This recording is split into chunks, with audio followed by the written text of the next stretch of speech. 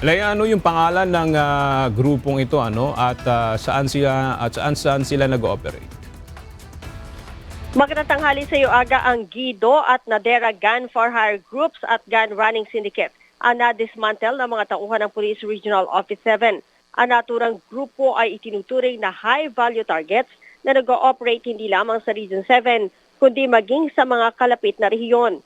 Sa inilabas na pahayag ni Police Regional Office 7 Director, Police Brigadier General Red Maranan, 4 na miyembro ng Guido Gun for Hire ang kanilang naaresto habang pinaghahanap pa ang leader ng mga ito na dating barangay kagawad.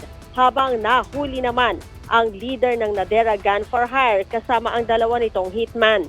Kabilang sa mga barila na kumpiska aga ay ang 45 caliber pistols, unassembled KG-9 machine pistol, isang unassembled Black Widow 9mm pistol, mga bala at magazine.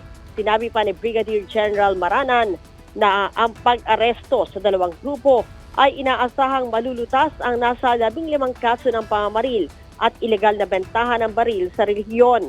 Ang pinalakas ng kampanya ng Pro-7 laban sa mga criminal groups at loose firearms ay bahagi pa rin ng ipinatutupad na seguridad para sa nalalapit na halalan. Aga?